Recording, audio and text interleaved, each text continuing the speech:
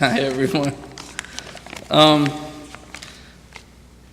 did my testimony a couple, months ago, and I was a little nervous. The general was here, and I figured, I'll do it without him, and maybe it'll be a little less nerve-wracking. I was wrong.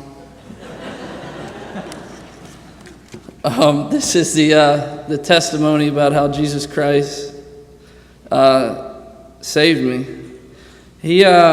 When I was a young, maybe all the way up till I was about 10 years old, I was in the church. My parents made me go. I think it was more for moral values, or she wanted to look good to her brother, but we went faithfully every Sunday. I believed in Jesus Christ. I just didn't really know what that meant. I didn't know how to follow him. Slowly, we fell away from the church, and it started. My father stopped coming with us. Then my mom stopped coming with us, and my aunt would just pick me up. And then slowly, as I reached, my teenage years, I didn't feel it was important to go anymore either. I found out later on, I came from a family of addicts, but they hid it well.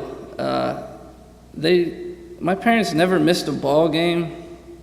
I never wanted anything. They were, I guess, what we would call in AA a functioning addict. They fought a lot, but they always kept it from me. I didn't find till later on, read it in the journals about the stuff that they were going through. My life was revolved around my mother. I was a huge mama's boy.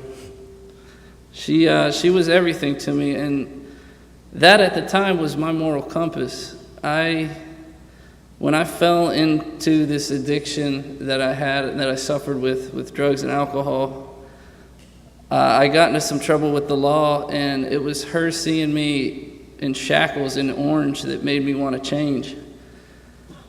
And I did that for a while. I was able to do everything. All I wanted to do was make her happy. She was everything to me. It was somebody that I didn't care if it made me uncool or anything. If my mom asked anything, I was going to do it.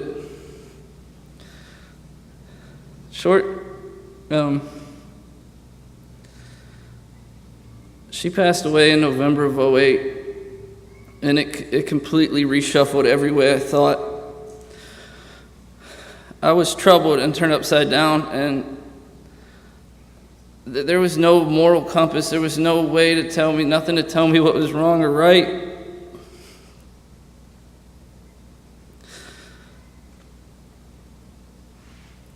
That feeling, it was just emptiness, and I was dead. My father, who I was expecting to be the strong one, still be the parent, he took it worse than any of us, and he fell into his addiction, not having to hide it anymore, which brought me back to mine.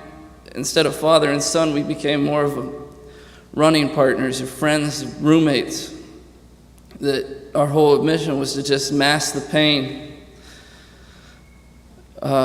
It was so bad, he got diagnosed with terminal cancer, and we did whatever we could to not deal with that.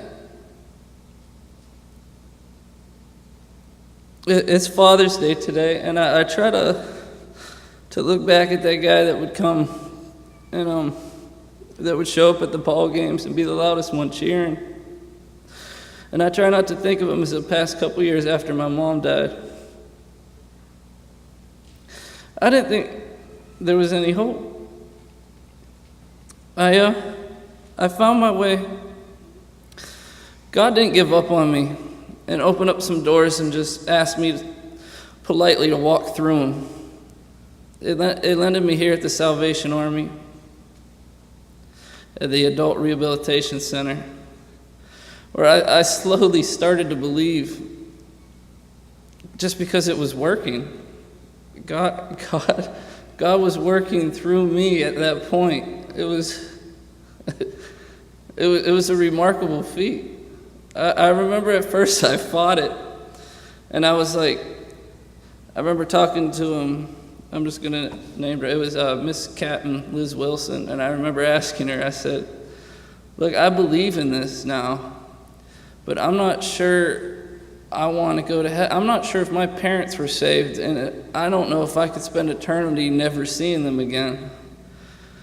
And she said she can't tell me for sure if they're in heaven or not, but she can tell me that when Jesus returns, it's not going to matter.